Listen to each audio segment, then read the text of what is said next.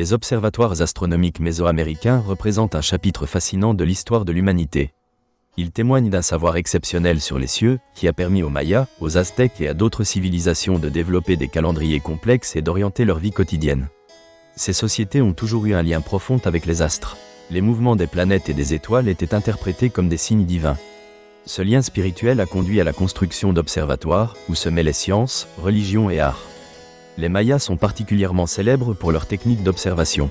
Leurs observatoires, comme ceux d'Uxmal ou de Chichén Itzá, démontrent leur ingéniosité dans l'alignement des édifices avec des phénomènes célestes. L'observatoire de Chichén Itzá, nommé El Caracol, est emblématique. Sa forme circulaire permettait une observation précise des mouvements des corps célestes, probablement ceux du passage de Vénus. Les Mayas établissaient des corrélations entre les éclipses et d'autres événements astraux, intégrant ces informations dans leur calendrier rituel et agricole. Un autre aspect fascinant de ces observatoires est la précision avec laquelle les Mayas mesuraient le temps. Ils ont élaboré un système calendaire complexe fondé sur un cycle de 265 jours, appelé Tzolk'in. Ce cycle définissait les moments propices pour la plantation et les récoltes, tout en tenant compte des cycles lunaires et solaires. Les Aztèques ont également intégré l'astrologie à leur culture.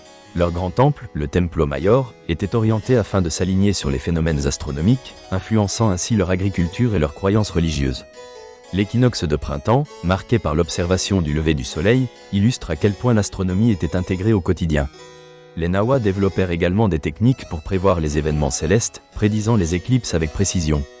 Ces événements étaient souvent interprétés comme des signes de changement à venir.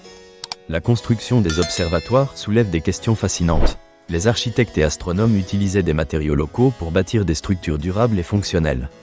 Des motifs symboliques étaient intégrés, reliant les étoiles, les dieux et les hommes. Au fil des siècles, ces connaissances se sont transmises et enrichies, révélant que le savoir cosmique n'était pas l'apanage d'une élite. Il était partagé à travers des rituels et des célébrations impliquant les populations des cités-États. Des légendes et des mythes en témoignent, exprimant la richesse de leur relation avec le cosmos. Cependant, ces savoirs ont été menacés par des enjeux politiques.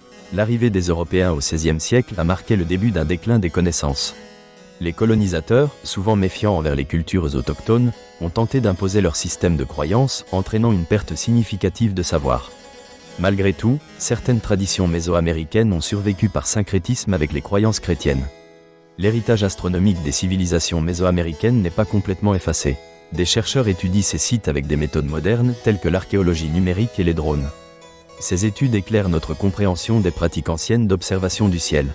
La découverte de fresques murales et d'artefacts, tels que des codex, révèle des cycles astronomiques notés par les scribes mayas.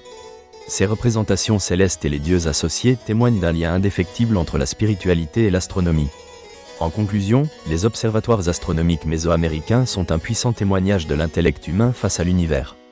Ils démontrent une culture interconnectée, où science et spiritualité se rejoignent pour donner sens au monde.